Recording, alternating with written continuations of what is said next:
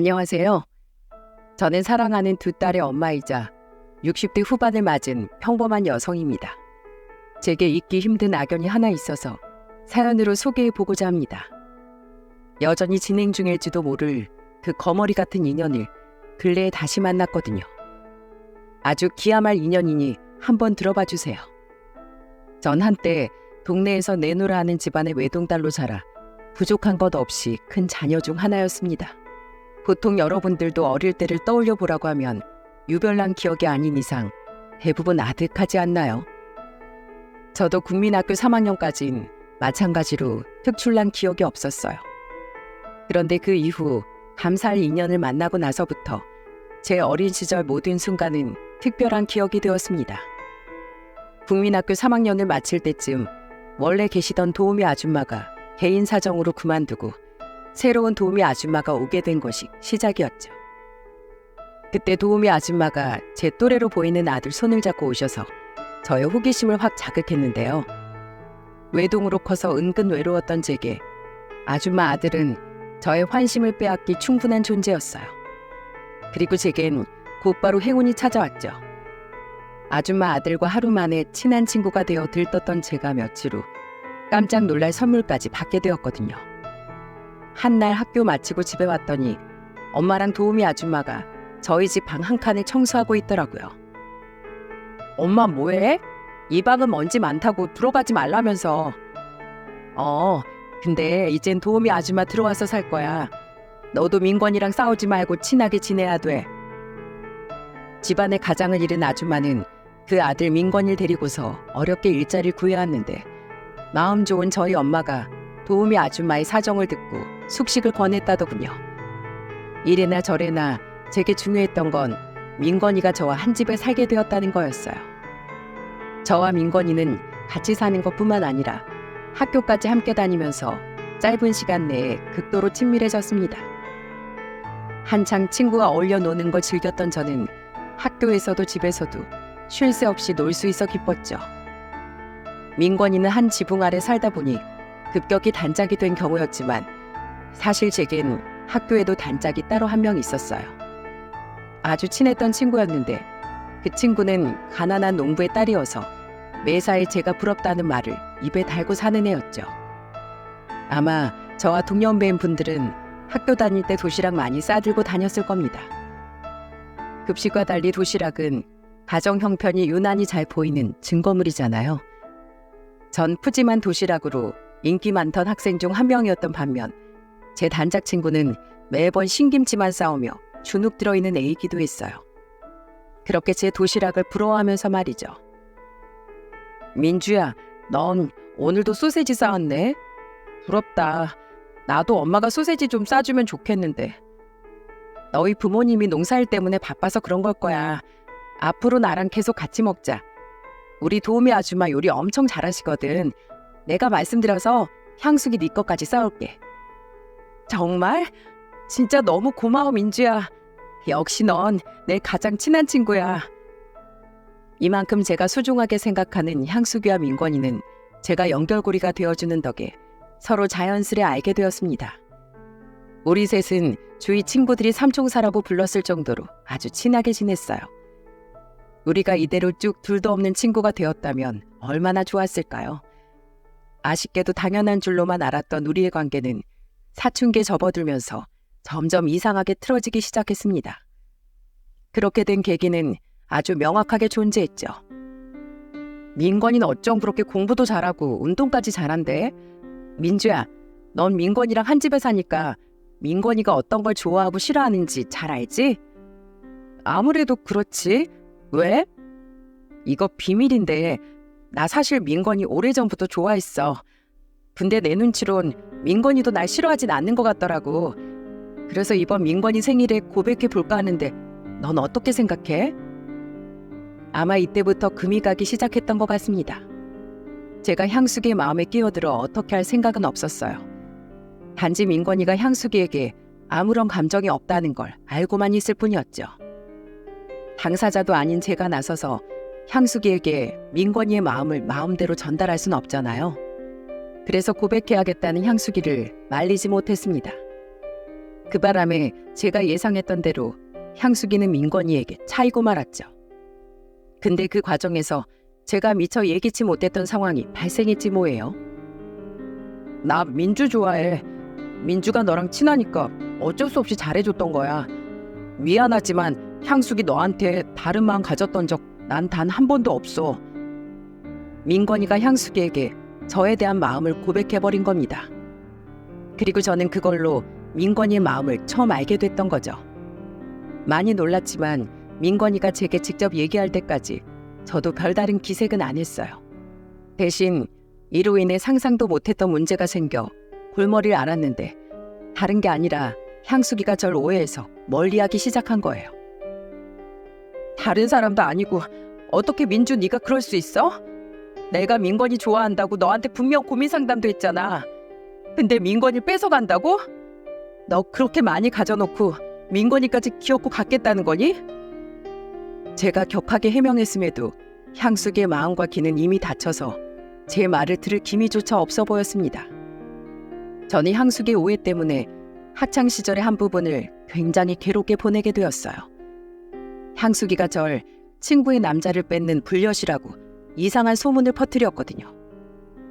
향수기 때문에 사춘기 시절 제 친구 관계는 엉망이 되고 말았습니다.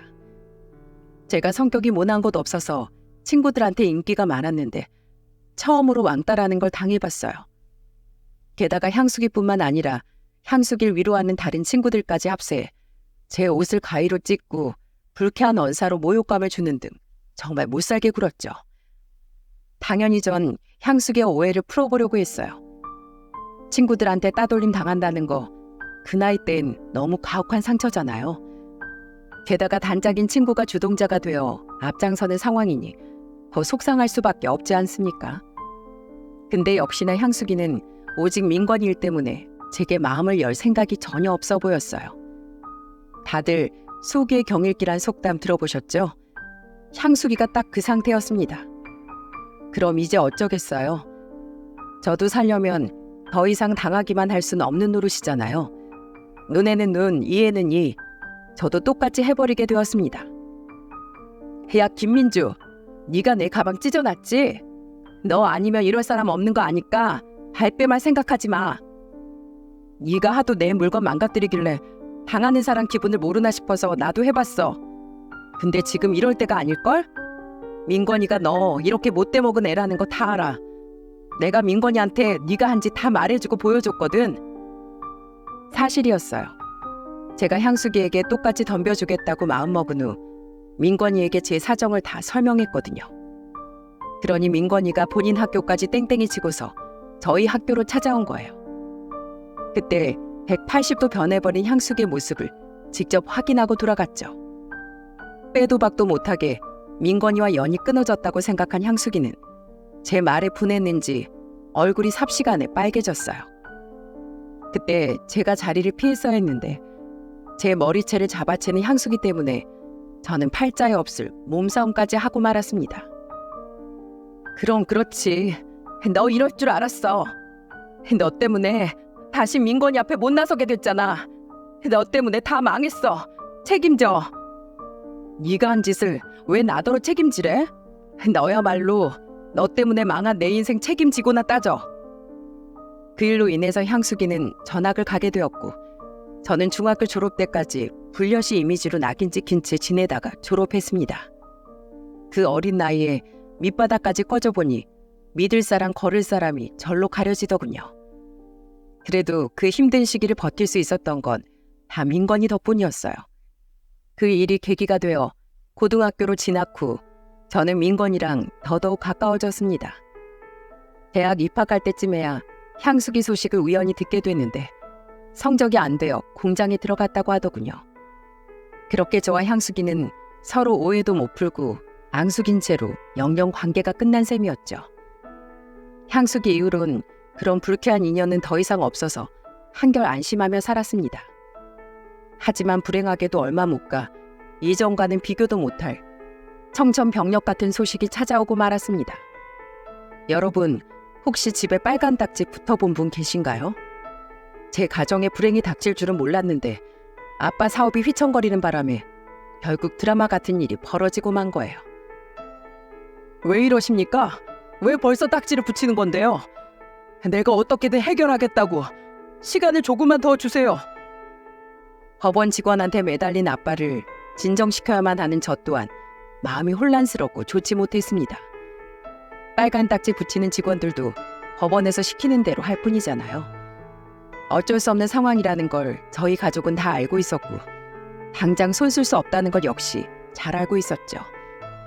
해서 끝내 아빠는 목 놓아 울며 주저앉고 말았습니다. 부도란 것이 정말 무섭더군요. 그 큰 집을 잃고 저희 식구 셋은 한순간에 지하방 신세가 되었어요. 절망도 그런 절망이 없었죠.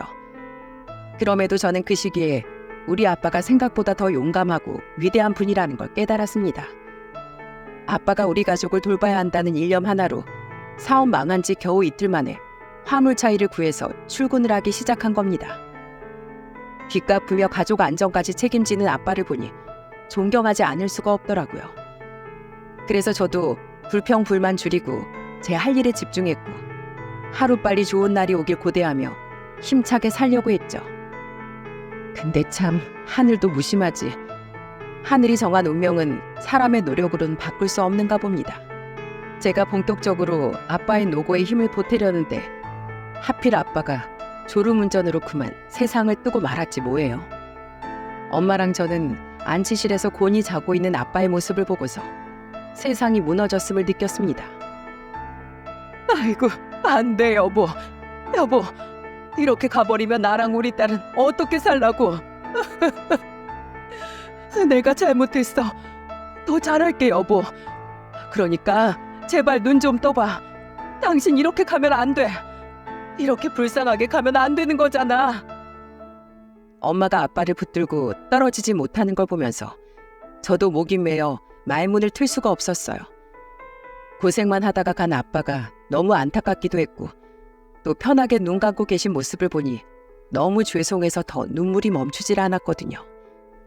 엄마와 저의 그리움이 담긴 서름에도 불구하고 아빠는 결국 영영 만날 수 없는 곳으로 떠나고 말았어요. 살면서 그 정도로 가슴이 찢기는 기분을 느껴본 적이 없습니다. 아빠이자 집안의 기둥이 사라지니 저와 엄마는 하염없이 중심을 잃을 수밖에 없었어요. 빈소에서도 정신을 못 차려서 절차를 제대로 밟지 못하기도 했죠. 그런 저와 엄마에게 고맙게도 한 걸음에 달려와 손을 내밀어준 은인들이 있었습니다. 바로 저희 식구 한 집에서 15년이나 살았던 도우미 아줌마와 민건이었어요. 사모님, 사장님 좋은 데 가셨을 겁니다. 편히 주무시고 계실 테니 너무 괴로워 마세요. 이렇게 힘들어하는 모습 보면 사장님도 마음 불편해서 못 떠나실지도 몰라요. 사장님도 사모님이 민주 곁을 잘 지켜주길 바라실 거예요. 도우미 아줌마의 말씀에 엄마도 저도 납득할 수밖에 없어서 더 울었던 것 같습니다. 3일장이 끝나는 내내 도우미 아줌마가 엄마 대신 조문객을 받고 응대하며 할 수 있는 것들을 다 도와주셨어요. 그리고 마찬가지로 끝까지 자리에 함께했던 민건이도 무기력하게 울기만 하는 저를 포기하지 않고 챙겨주었죠. 도우미 아줌마와 민건이 덕분에 저랑 엄마가 아빠를 무탈하게 보내드릴 수 있었어요. 근데 말로 형용할 수 없는 허무함이 남아 감정을 추스르긴 여전히 힘들더라고요. 엄마와 제 세상은 이렇게 무너졌는데 올려다본 하늘은 너무나 푸릇해서 원망스럽기까지 했고요. 그래도 어쩌겠습니까? 산 사람은 살아야 하니 다시 그 시궁창 삶으로 돌아가야 하잖아요. 마지막으로 끝까지 자리를 지켜준 도우미 아줌마에게 한 번 더 감사 인사를 전하고 떠나려고 했어요. 근데 그때 도우미 아줌마가 아주 놀라운 제안을 하는 겁니다. 사모님, 저 사모님 덕분에 이렇게까지 살아있을 수 있었어요. 애 아빠 죽고 다 죽어가는 제게 사모님이 늘 말씀하셨죠. 자식 두고 무너지는 것만큼 하늘에 죄 짓는 건 없다고요. 사모님 아니었으면 저랑 제 아들 절대 좋은 세상 못 봤을 거예요. 사모님은 저랑 제 아들에게 생명의 은인입니다. 별말을 다 하네요. 더 편하게 해줄 걸 불편하진 않았을까 하는 생각 때문에 그게 참 마음에 걸렸는데 그렇게 생각해주니 고마워요. 그래서 말인데요. 이제 제가 사모님 집안에 그 은혜 갚고 싶어서요. 앞으로 저희랑 같이 지내시면 안 될까요? 정말 깜짝 놀랄 제안이었지만 도우미 아줌마의 완강한 부탁 덕분에 엄마는 끝내 수락하고 말았어요. 민폐란 걸 아나 솔직히 아줌마 덕분에 저랑 엄마의 숨통이 트인 건 사실이라 고마웠죠. 어떻게 보면 저희는 그렇게 서로에게 은인이 된 셈이었어요. 도우미 아줌마 식구가 위기에 처했을 땐 저희 식구가 도우미의 손길을 내어주었는데 이번엔 도우미 아줌마의 식구가 다 무너져가는 저희를 도와주었으니까요. 저희 두 식구는 15년을 함께 산 내공이 쌓여서 그런지 다행히 스스럼 없이 잘 어우러졌습니다. 정말 한 식구라 말해도 손색이 없을 정도였죠. 그렇게 환경의 안정이 찾아오고 나니 마음의 여유가 생기면서 저와 민건이의 관계도 그만큼 무르익어갔어요. 민주야, 나 앞으로 네 옆에 더 가까이 있으면서 법적 책임자 자격으로 챙겨주고 싶어. 나랑 결혼해 줄래? 네, 여러분들도 아마 진작에 눈치채셨을 거예요. 도우미 아줌마의 아들, 그러니까 민건이가 바로 제 남편입니다. 저와 남편은 이렇게 만났어요. 남편이 완벽하게 저희 아빠의 빈자리를 채워주어서 전 너무나도 행복한 나날을 보낼 수 있었습니다. 그렇게 저는 남편과 살면서 사랑스러운 딸 둘까지 낳는 축복을 누렸어요. 저와 남편이 노력하는 만큼 딸 둘도 참 바르게 잘 커주었죠. 부모님이 어떤 마음으로 자식을 키웠는지 제 자식들을 키우다 보니까 알겠더군요. 특히나 큰딸이 결혼할 남자가 생겼다며 저희에게 고백했을 때 마음이 많이 싱숭생숭했어요. 막상 사위를 마주하니까 그간 길었던 세월도 주마등처럼 빠르게 지나가더라고요. 이 인상이 참 좋으네요. 우리 서영이랑 소개로 만났다고요? 네, 어머님. 서영이가 저보다 훨씬 능력이 좋지만 서영이한테 걸맞는 책임감 있는 남자가 될 자신이 있습니다. 사위는 내뱉는 말에 신뢰가 실리도록 진중한 면을 가진 사람이었어요. 딸보다 직급 낮은 7급 실무자였어도 우리 딸보다 나이가 어리니 그 정도 계급 차이는 이해가 되더라고요. 그래서 그런가 다른 건 다 필요 없고 저는 그저 딸을 향한 진심이 어느 정도인가만 눈여겨보게 되더라고요. 그런 점에서 사위는 제 마음에 쏙 들었어요. 그건 남편도 마찬가지로 느낀 듯 했습니다. 사돈 쪽에서도 따로 결혼 반대는 안 했는지 애들 결혼은 상견례까지 무난하게 직행했어요. 상견례 하루 전날 밤이 되니 유독 잠이 더 안 오더군요. 자식 보낼 날을 앞둔 부모의 마음은 다 이런 걸까요? 저는 결국 자정까지도 잠을 못 이루고 뒤척이다가 큰딸의 방을 찾아가 봤어요. 큰딸도 역시 잠 못 이루고 있더군요. 내일 피곤할 텐데 왜 안 자고? 엄마 혹시 긴장해? 긴장하지 그럼. 너 어제도 사돈네 집에 다녀왔다며? 사돈 어른들은 좀 어때? 내일 엄마 실수 안 하게 사돈 얘기 좀 해줘봐. 네 시어머니 될 분은 박서방처럼 마음이 좀 좋은가? 아무래도 부모는 자식의 거울이니까 박서방이 그리 괜찮은 이유가 있을 것 같은데. 윤재가 성격도 외모도 어머님보다 아버님을 닮았어. 어머님이 그 집안의 시세처럼 보이긴 하더라. 성격이 좀 센 편 같기도 하고. 근데 뭐 나도 이제 손가락이 꼽을 정도밖에 안 본 터라 잘 모르겠네. 그래도 며느리로서 예쁨 받으려고 노력할 거야. 그래, 나 부끄럽다고 내빼고 그러면 어른 눈엔 안 좋아 보일 수가 있어. 좀 어렵더라도 네가 좀 애써서 살갑게 잘하고 그래라. 원래 시어머니들은 서툴러도 적극적인 며느리면 웬만해선 다 좋아할 거야. 딸과 두어 시간 진중한 얘기를 하면서 저 나름대로 할 수 있는 조언을 해주었습니다. 우리 큰딸 똑똑해서 알아서 잘할 걸 아는데 괜히 제가 긴장되어 잔소리 해버린 것 같네요. 그렇게 대망의 날이 밝았어요. 아무래도 저는 결혼 전부터 남편과 한 집에 지냈기에 상견례가 필요 없는 상황이어서 생략했었거든요. 그래서 이번이 첫 상견례기도 하고 부모로서 참석하는 자리라 더욱더 신경 써야 할 것 같더라고요. 일찍 일어나 백화점에 들러 옷도 새로 사고 머리까지 하며 만반의 준비를 해갔습니다. 상견례 장소까지 가면서 큰딸을 위해 실수하지 않으려고 무한번 저를 점검했어요. 그렇게 약속 장소에 도착하고 마음 다잡아 예약 잡힌 방문을 열었을 때였습니다. 근데 이게 웬일인가요? 저는 문을 열자마자 다리에 힘이 풀려 주저앉을 수밖에 없었어요. 어머나. 제 눈이 자리에 앉아있는 안사돈과 정확하게 마주치자 안사돈 역시도 비명을 질렀습니다. 저도 너무 당황해서 그 순간 너 하며 버벅거리기만 했고요. 어떻게 이런 일이 다 있을 수 있는지 지금 생각해도 소름 돋는 일이네요. 제가 어떻게 그 얼굴을 못 알아볼 수 있겠습니까? 한때 저의 가장 친한 친구이자 앙숙으로 돌아섰던 바로 그 악연을 말이죠. 아니, 이게 누구야? 민주랑 민건이 아니니? 너희들 결혼했단 소식은 들었는데 이렇게 만나게 될 줄은 몰랐다 얘. 나 기억하려나? 향숙이. 주저앉은 저를 남편이 부축해주는데 향숙이가 냅다 달려와 저를 반겼습니다. 어찌나 살갑게 굴던지 순간 우리가 반길 사이인가 헷갈릴 뻔했지 뭐예요. 향숙이는 옛날 그 표독스러운 얼굴 그대로 자랐더라고요. 향숙이 얼굴을 보니 흐릿해진 줄 알았던 과거의 상처가 화수분처럼 다시 떠오르는 거 있죠. 어떻게 이 악연을 하필 이 기쁜 자리에서 제외하게 된단 말인가요? 제가 하늘에 무슨 실수라도 한 걸까요? 아빠가 돌아가신 후로 저는 또 세상이 무너지는 기분을 느꼈습니다. 엄마, 왜 그래? 괜찮아? 장모님, 어디 불편하세요?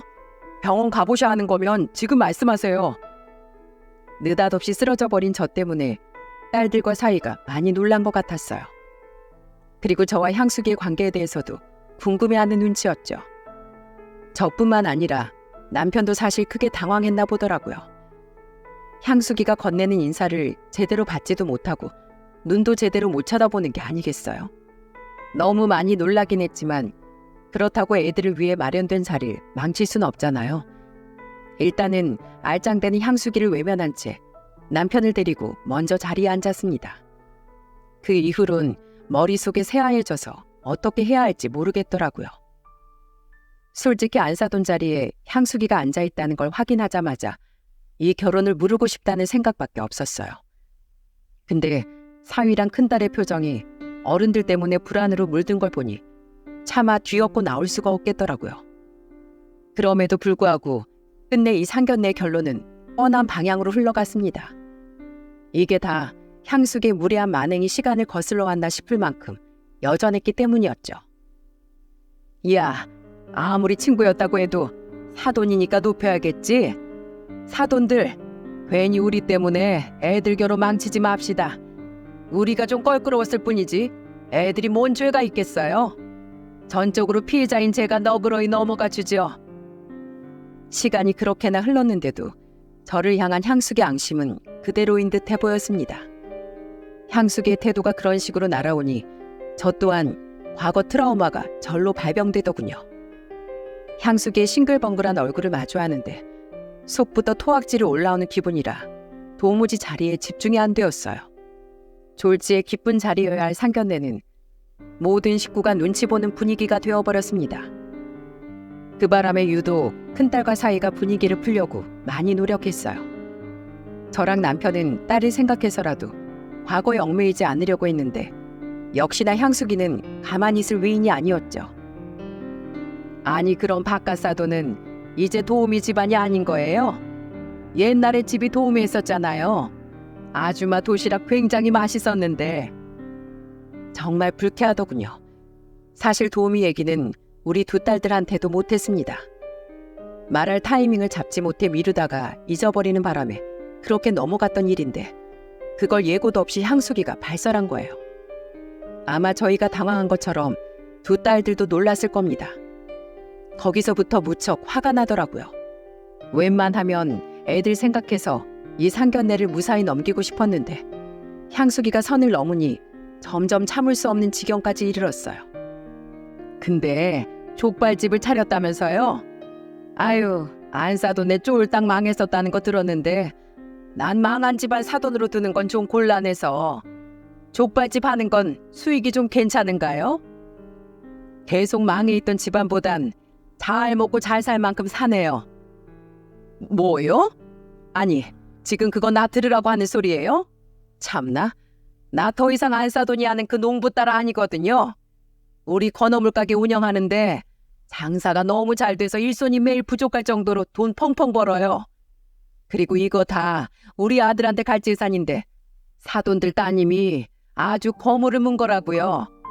우리 아들이 나이도 더 어린데 헌듯한 공무원이어서 사실 1등 신랑감이잖아요. 복 받은 줄 아세요. 여러분은 자식들 상견례 자리에서 저런 앙숙을 만났다면 어떠셨을 것 같나요? 대체 어느 누가 이런 무례함을 참을 수 있겠습니까? 여러분들도 제 입장이었다면 그 중요한 자리 끝내 감정 조절 못하고 망칠 수밖에 없었을 겁니다. 자꾸 반말하니까 나도 그냥 향숙이라고 할게. 옛날 생각하니까 갑자기 그것도 기억난다. 너 내 남편 짝사랑하면서 새로 왔던 총각 선생님까지 좋아했었잖아. 그 선생님 결혼한다고 했을 때 너 그 선생님 차에 개똥 발랐었지? 너한테 똥냄새 나는 거 전교생이 다 알고 수군댔어. 알긴 아니? 뭐라고? 얘가 몇 년 지났다고 아주 소설을 쓴다. 소설을 써. 어디서 생사람을 잡어? 네가 계속 옛날 기억나게 자극하니까 생각나잖아. 다 웃자고 한 소린데 속 좁게 정색하지 말어.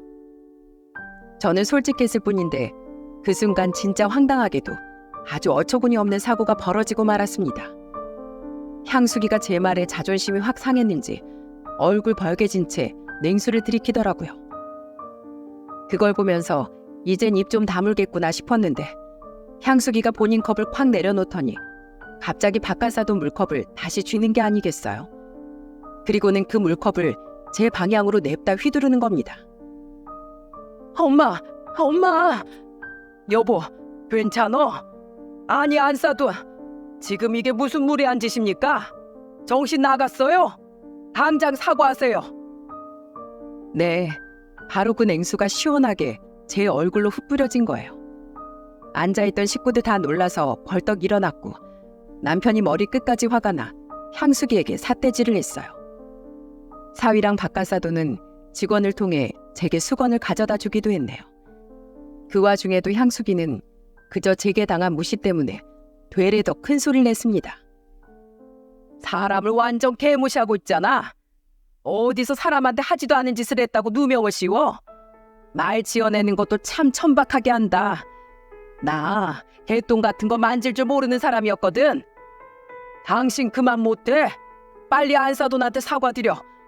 쪽팔리게 이 무슨 민폐야? 내가 왜 사과해? 난 옛날부터 사과받아야 하는데 못 받은 사람이라고. 당신은 잘 알지도 못하면서 왜 자꾸 전연편만 들어? 엄마 그만해. 장모님한테 이게 무슨 짓이야. 죄송합니다 장모님. 죄송합니다 장인어른. 저희 엄마가 오해가 있었나 봐요.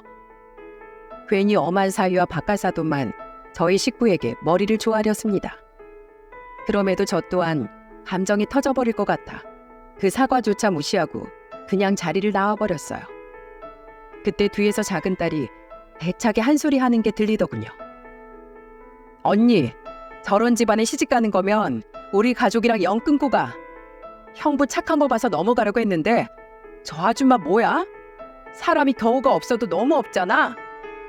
우리 식구들과 안사돈이 투닥거린 소리를 들으면서도 저는 그 자리로 다시 돌아갈 수가 없었습니다. 끊긴 줄만 알았던 악연이 더 강력하게 나타나서 머리가 터질 것 같았거든요. 그렇게 상견례는 엉망진창으로 끝났고 이후 사이가 따로 절 찾아와 안사돈에 대한 무례를 사과했습니다. 그런데도 도통 기분이 안 풀려서 인심 좋은 사이의 인사도 일체 받고 싶지 않은 거 있죠. 그래서 큰딸을 따로 불러 결국 딸 마음에 한 번 더 못을 받고 말았어요. 서영아, 너 이 결혼 하지 마라. 너한테 좋을 것 하나 없는 결혼이야. 네 시임이 될 사람 성격 봤지? 그게 다 너한테 돌아갈 화살이야. 엄마랑 어머님 사이가 어땠는지 아빠한테 대충 얘기 들었어. 근데 엄마, 난 엄마랑 어머님 인연 때문에 사랑하는 사람 놓치는 게 더 괴로워. 나 이기적인 거 아는데 엄마가 좀 양보해주면 안 될까? 나 윤재 아니면 누구랑도 결혼 못해. 큰딸이 장녀라서 늘 씩씩한 애였는데 그날 처음으로 다 큰딸이 우는 걸 봤습니다. 그걸 보는데 순간 제가 무슨 짓을 해왔나 싶더라고요. 왜 하필 제 악연이 우리 딸 결혼에 걸려서 일이 이 지경이 됐단 말입니까? 상견례 때만 해도 무슨 일이 있어도 우리 귀한 딸을 향수기가 있는 집안에 절대 보내지 않겠다고 다짐했는데요. 며칠 동안 제 큰딸이 매일 울면서 거의 반정승처럼 지내는 걸 보니 그걸 지켜보기만 해야 하는 제 마음이 같이 타들어가는 심정인 겁니다. 여러분이 저의 입장이라면 어떤 선택을 하셨을 것 같습니까? 곧 죽어도 보기 싫은 악연의 집안에 내 딸을 시집 보내실 것 같나요? 아니면 내 딸이 죽어가는 걸 계속 지켜만 보고 계실 것 같나요? 제겐 너무도 어려운 결정이었습니다. 그렇게 밤잠 설치며 고민한 끝에 내린 제 결론은 승낙이었어요. 그리고 그건 곧 제 딸을 지옥행으로 배웅하는 것과 마찬가지인 일이었죠. 향숙인 제 예상대로 저에 대한 복수심을 제 큰딸에게 풀기 시작했습니다. 본인이 조금 결리면 무조건 제 딸을 호출에 간호시켰고, 장도 제 딸이 한 번 봐주면 잊은 게 있다고 또 시키고 다시 보내고 하면서 땡볕에 개고생하게 만드는 등 기가 막히게도 사람을 골려먹었더군요. 그럼에도 우리 딸이 견디면서 잘해보려고 애썼는데 결국엔 한날 제법 큰 문제로 못 참고 터진 날이 생기고 만 겁니다. 딸이 임신 6개월 차 되던 시기였어요. 딸이 집으로 찾아와 울면서 서름을 호소하다가 갑자기 사위한테 전화를 하더라고요. 그 통화 내용이 제겐 폭탄 발언으로 들렸습니다. 여보, 미안한데 우리 당분간 시간을 좀 갖자. 도저히 난 당신 엄마 때문에 힘들어서 못 살겠어. 내가 당신 집에서 과연 며느리인지 식모인지 돈 주는 기계인지 모르겠어. 여보, 내가 미안해. 내가 어떻게든 돈 받아낸다고 했잖아. 제발 그 이혼하자는 말은 말아줘. 딸은 사위의 간절한 말에도 전화를 일방적으로 끊어버리더군요. 그래서 도대체 무슨 일이 있었는지 물었습니다. 딸, 아니 무슨 일이 있었던 건데 갑자기 시간을 갖자고 하는 거야? 그리고 무슨 돈을 받아내서 준다는 거야? 어머님이 자기 돈이 필요하다며 몇 달 전부터 돈을 조금씩 빌려갔는데 약속한 날짜가 지나서 빌려간 돈 중에 일부라도 갚아주면 안 되겠냐고 했더니 어머님이 글쎄 그 돈을 왜 자기가 갚아야 하냐고 하는 거야. 며느리 돈은 자기 아들 돈이나 마찬가지라고. 뭐? 아니 그 집안 식구들은 가만히 있고 왜 피 한 방울 안 섞인 네가 돈을 줘? 그래서 얼마나 빌려줬는데? 3천만 원. 기가 막혀서 뇌혈관이라도 어디 하나 터지는 줄 알았습니다. 남의 자식한테 3천만 원이나 뜯어갔다는 향숙의 만행에 눈이 돌아버릴 것 같았어요. 그렇게 빚져놓고 우리 딸에게 간병까지 맡기면서 돈을 얼굴에 집어던지다니 여러분이 생각하기에도 인간 말종 같지 않습니까? 그날 저녁 사위는 퇴근을 하고 저희를 찾아왔더라고요. 장모님, 정말 죄송합니다. 돈은 제가 어떻게든 받아내도록 하겠습니다. 그리고 저희 엄마가 장모님한테 몹쓸 짓 했다는 거 서영이한테 들었어요. 장모님 장인어른 앞에서 차마 얼굴 들 수가 없네요. 저희 엄마를 제가 놓는 한이 있더라도 절대 서영이랑 제 아이를 놓는 일은 없을 거예요. 딸은 사위의 진심 어린 사과와 손주 때문에 이혼은 접기로 했습니다. 정말 마음 같아선 당장이라도 쫓아가서 내 딸 눈에 피눈물 나게 한 죄로 머리채라도 잡고 싶었지만 괜히 나섰다가 딸만 더 힘들어질 것 같아 우선은 참기로 했습니다. 하지만 저의 그런 마음을 무참히 깨버리는 사건이 벌어지고 말았습니다. 그 일이 있은 후 딸은 임신 때문에 휴직을 하고 집에서 몸조리를 하고 있는 상태였어요. 그런데 이상하게 요즘 따라 딸 분위기가 좋지 않다는 촉이 오기 시작하더군요. 딸이랑 통화를 할 땐 웃으면서 잘 얘기했지만 희한하게 제 가슴 속 찝찝함이 영 사라지질 않더라고요. 딸이 아무리 웃음소리를 들려주어도 그 안에서 자꾸만 기운 없는 딸의 상태가 느껴지는 것 같았습니다. 그게 꼭 향수기와 관련되어 있을 것 같다는 생각을 떨칠 수가 없었어요. 그래서 저는 결국 날을 정해 딸네를 찾아가게 되었죠. 전 당연히 딸이 혼자 있다고 생각했어요. 근데 현관문 밖에서부터 미세하게 문을 뚫고 나오는 카랑카랑한 목소리가 들리는 겁니다. 너는 밥 좀 하라고 했더니 이게 음식이야? 된장찌개를 똥으로 끓였나? 이건 짠맛도 아니고 싱거운 것도 아니고 뭐니? 똥물이라고 해도 믿겠네. 아유, 구리니까 갖다 버려라. 쨍그랑하는 소리가 들렸을 때 저는 도어락 번호를 급하게 눌렸습니다. 제가 딸의 임신 때문에 혹시 모를 위험한 상황을 대비해 도어락 비밀번호를 받아놨거든요. 그럼에도 한 번도 딸 집을 찾아와 무작정 문을 딴 적은 없는데 이번은 불가피한 상황이라 당장 침입했어요. 그 쨍그랑 소리가 숟가락을 던진 소리였나 보더라고요. 문을 열고 들어가자 쇠숟가락이 엉뚱하게 거실 바닥까지 날아와 있는 게 아니겠습니까? 그리고 계속해서 향수기 목소리가 울려 퍼졌습니다. 얼마나 자기 목소리에 귀가 멀었으면 향수기는 제가 들어온 줄도 모르고 제 딸한테 소리치기 바쁘더군요. 너 일부러 그랬지? 네 엄마 말대로 날 개똥 취급해서 내 입구녕에 들어가는 음식도 이런 똥맛으로 만들어 바친 거 아니야? 무슨 그런 말씀을 하세요? 여기서 또 왜 엄마 얘기가 나와요? 네가 네 엄마 하는 짓이랑 똑같이 하니까 이러는 거 아니냐? 네 엄마가 너한테 무슨 소설을 써서 날 저급하게 말했는지 모르겠는데 나 네 시엠이다. 어릴 때야 네 엄마가 갑이었지만 지금은 내가 갑이야. 네가 내 며느리로 들어온 이상 누구 집 딸내미건 간에 시엠이 나한테 복종해야 하는 거라고. 해도 너무하시네요. 복종이요? 지금 시대가 어느 시대인데 복종 타령을 하세요. 저희 엄마는 결혼 반대한 것 말곤 저한테 어머님 욕한 적 단 한 번도 없거든요. 왜 어머님 혼자만 난리세요? 지 엄마라고 편드냐? 그래봤자 너한테 좋을 게 없을 텐데. 넌 우리 집안 사람이야. 내 발 아래로 들어온 이상 나한테 엎드려 절하고 내가 시키는 대로만 해야 한다고. 이럴 거 감안하고 결혼한 거 아니니? 상견례 때 그 난리가 났는데도 너 지금 이 결혼했잖아. 네, 제 발로 제가 들어선 지옥이죠. 그때만 해도 어머님 정신 상태가 치료 가능한 수준이라고 생각했거든요. 말했잖아요. 어머님 상태가 이렇게까지 심각한 줄 알았다면 이 결혼 하지도 않았을 거라고요. 뭐야? 너 지금 내가 정신병이라는 거야? 솔직히 어머님 이러는 거 제 눈엔 자격지심으로 보여요.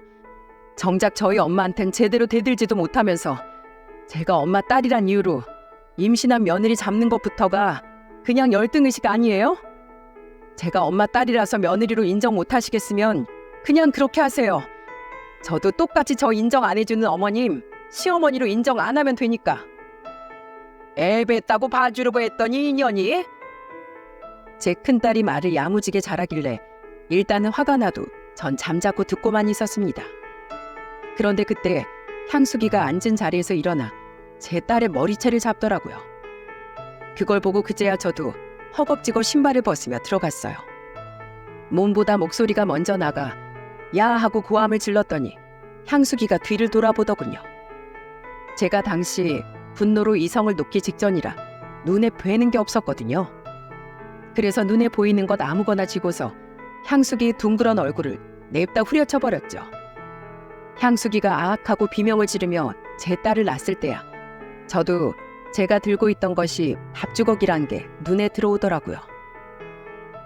네가 나한테 지랄하는 건 철딱선이 없다 생각하고 적당히 상대할 수 있는데 내 딸 건드리는 건 절대 그냥 못 넘어가.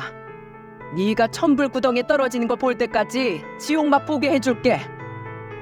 저는 들고 있는 밥주걱으로 향수기를 몇 대 더 갈겼어요. 제 키가 163 정도고 향수기 키가 155 정도여서 작정하고 몸을 쓰면 키 큰 제가 좀 더 유리했습니다. 게다가 향수기는 키는 작은데 덩치만 커선 조금만 밀면 중심을 금방 잃거든요. 김민주, 너 이러는 거 후회하게 될 거야. 안 사돈 자리 잘못 건드리면 얼마나 무서운지 몰라? 네가 먼저 내 딸 손댔잖아. 쌍방이야. 여우 같은 년. 내가 네 딸년 죽을 때까지 자꾸 늘어질 거야. 네 딸년이 불행한 건 다 네 탓이라는 거 똑똑히 알아둬. 이젠 좀 불쌍하다 향수가. 아직도 나에 대한 자격지심 때문에 혼자서 불행을 자초하고 사네. 어디 마음대로 해봐. 네가 내 딸 괴롭히면 나도 네 아들 가만 안 두면 되는 거고 네 어린 시절로 모자라 지금마저도 나 때문에 평생 자격지심에 잡아먹혀 살도록 완전 짓밟으면 되니까. 제가 정신 놓고 쉴 새 없이 몰아붙였더니 향수기가 얼마 못 가 혼자 발라당 넘어졌습니다. 그리곤 꼴에 맞는 건 또 아픈지 짧은 팔다리를 막 휘저는 거 있죠. 제가 본 향수기 모습 중 가장 남사스러운 모습이었어요. 향수기는 창피하게 며느리 앞에서 결국 눈물까지 보이며 자리에서 도망쳐 버렸습니다. 그놈의 가만두지 않겠다는 대사는 역시 잊지 않고서 말입니다. 폭풍이 지나가고 잠잠해진 상황이 오자 저는 그제야 우리 딸이 괜찮은지 살펴볼 수 있었어요. 혹시 우리 손주에게 이상이 생긴 건 아닌가 싶어서 딸의 배부터 만져보았죠. 저 옆편 내가 배는 안 건드렸어? 괜찮은 거야? 여기서 이럴 게 아니라 일단 병원 먼저 가보자. 괜찮아 엄마. 나 솔직히 혼자 무서웠는데 고마워. 딸이 괜찮다고 했지만 제가 너무 걱정되어서 결국 딸을 데리고 병원을 찾았어요. 괜찮다고 했던 딸은 택시 타고 가는 내내 참으로 서럽게 눈물을 흘렸습니다. 마음이 정말 찢기는 기분이더군요. 서영아, 한 번 더 그 옆편 내가 건들면 이 엄마한테 얘기해. 엄마가 바로 그년 주둥아리 확 틀어 막아줄 테니까. 그렇게 큰딸을 달래서 산부인과 검사를 무사히 마쳤는데 다행히 아이에겐 아무런 이상이 없다는 소견을 들었어요. 그러고 나니 조금은 마음을 놓을 수 있겠더군요. 그리고 딸을 데리고 다시 집으로 바래다 준 그때 사위한테서 전화가 왔습니다. 무슨 일 있냐고 묻는 사위에게 괜히 제 불순한 감정이 불똥 튀어 사위를 당장 호출하고 말았죠. 장모님, 어떻게 된 거예요? 저희 엄마가 어떻게 했다고요? 자네 대체 중간에서 어떻게 하길래 자네 엄마가 내 딸 머리 끄댕이를 잡고 난린가? 어떻게 임신한 며느리한테 사정없이 손찌검을 할 수가 있냐고. 자네 엄마 때문에 집안이 팔칵 뒤집혔어. 네? 아니 그게 정말이에요? 여보, 진짜야? 그럼 내가 자네 상대로 거짓말 하겠나? 나 더는 못 참아. 자네 이렇게 중간 역할 못할 것 같으면 차라리 이혼해. 안 돼요 어머니. 저한테 시간을 좀 주세요. 제가 다 해결하겠습니다. 사위는 혼자 안절부절 못하다가 대화 도중에 갑자기 집을 박차고 나갔습니다. 대충 뭐하러 가는지 예상이 가더군요. 역시나 몇 시간 뒤에 바깥 사돈한테서 전화가 왔습니다. 죄송합니다 안사돈. 제 아내가 우리 귀한 며느리한테 큰 실수를 저질렀다고 들었어요. 방금까지 우리 아들이 온 집안을 한바탕 뒤집고 갔습니다. 제 아내 때문에 몇 년을 고생하셨는데 또 마음고생하게 만들어서 정말 죄송합니다. 아무래도 제 아내가 자격지심을 며느리한테 푼 것 같아요. 한 번만 더 그런 사고 치면 빈털터리로 내쫓을 거라고 강력하게 얘기했습니다. 그걸 제가 어떻게 믿죠? 지금 제 아내 데리고 정신병원에 상담받으러 가려고 합니다. 제 아내 때문에 온 집안이 풍비박산났어요. 그렇게 착해 빠진 우리 아들도 그렇게 이성을 잃은 적을 본 적이 없었고 저 또한 아내 조울증 때문에 참기 힘드네요. 말은 안 했지만 아내한테는 조울증이라는 병이 있었습니다. 그동안 치료를 꾸준히 받긴 했는데 사돈을 만나면서부터 더 심해진 것 같더라고요. 전부 사돈에 대한 옛 추억 때문에 더 심해진 것 같습니다. 제가 무슨 일이 있어도 병이 낫기 전까진 퇴원시키지 않을 테니 마지막으로 믿어주십시오. 제 아내를 대신해서 이렇게 분란을 일으켜서 다시 한번 죄송합니다. 앞으로는 절대 오늘 같은 일 없을 테니 부디 애들 이혼만은 눈 감아주세요. 전 바깥사돈 말을 듣고 깜짝 놀라고 말았습니다. 향수기한테 그런 병이 있었다뇨. 오히려 바깥사돈한테 죄송하다는 생각까지 들더군요. 그렇게 향수기 안사돈은 속세를 떠나 병원에 입원을 했습니다. 병원에 입원하지 않으면 사위는 다시는 안사돈을 보지 않는다고 선언을 했고 바깥사돈 또한 이혼을 하겠다고 윽박지르니 어쩔 수 없이 울며 겨자 먹기 식으로 입원을 했다고 하더군요. 그렇게 몇 달이 지났습니다. 그 사이 저희 딸은 출산을 하게 되었죠. 얼마나 예쁘고 사랑스러운 손주인지 우리 딸이 너무 대견스럽더군요. 그렇게 딸 집에서 육아를 도와주며 반찬도 해주고 밥도 해주고 시간을 보내기도 했습니다. 그러던 어느 날 병원에 입원했던 향수기한테서 전화가 오더군요. 꼭 5달 만이었어요. 그러더니 갑자기 제게 사과를 하기 시작했습니다. 민주야, 진심으로 사과하고 싶다는 생각이 들어서 전화했어. 정말 미안하다. 내가 한 번도 널 이겨본 적이 없어서 널 이기고 싶은 마음이 그랬던 것 같아. 이제는 더 이상 싸우지 말고 가족들을 위해서라도 좋은 관계를 유지하고 싶어. 더 이상 내 자격지심 때문에 분열 일으키지 않을게. 믿어줘. 부탁이야. 향수기의 목소리 들으니 확실히 가식이 느껴지진 않았습니다. 우선 본인 말대로 벌은 제대로 받고 있는 것 같았어요. 사도는 향수기한테 지은 죄를 잊지 않도록 끊임없이 세뇌시켜주는 것 같았고요. 그날 향수기의 사과를 듣고 나니 길이 보이지 않던 우리의 악연이 이젠 좀 끝이 보이는 것 같기도 하더군요. 저는 이유가 어찌됐던 사과를 받아주기로 했습니다. 더 이상 나도 싸우고 싶지 않고 자식들 생각부터 하자고요. 그랬더니 전화기 너머로 오열을 하더군요. 자기 병이 이렇게까지 심해질지 몰랐다면서 말이에요. 그 말을 들으니 측은한 마음이 들었습니다. 그래서 그 이후 병원에서 퇴원한 향수기와 밥을 먹으며 진지한 얘기를 나눴습니다. 향수기는 그동안 살이 많이 빠져있는 상태였고 뭔가 모르게 기죽어 있는 상태였어요. 전 그런 향수기의 손을 잡아줬답니다. 사돈, 우리 이제 나이가 60이 넘었어요. 저도 죄송합니다. 그러니 남은 인생 우리 잘 지내봐요. 손주들 보면서 같이 좋은 음식도 먹으러 다니고 여행도 가고 합시다. 우리도 어릴 적 단짝일 때가 있었잖아요.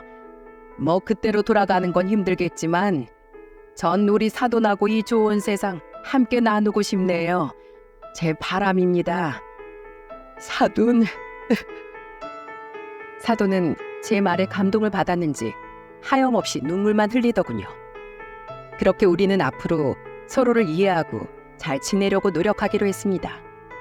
물론 사돈이 언제 또 우리 딸을 괴롭힐지 모르니 눈에 쌈지를 켜고 지켜볼 겁니다. 아직까지는 손주도 잘 봐주고 저희 딸하고도 사이가 많이 좋아진 것 같아 참 다행이라고 생각하고 있습니다. 제 딸과 사이가 갈라서지 않는 이상 끈질기게 이어져 있을 인연이지만 부디 악연의 마침표는 이 생 뜨기 전에 찍었으면 좋겠습니다. 악순환은 그만 끝내고 앞으로는 쭉 우리 손자와 함께 웃을 날이 많았으면 좋겠네요. 부디 저희 가족을 응원해 주시면 감사하겠습니다. 사연 그만 마칠게요. 긴 이야기 들어주셔서 정말 감사합니다.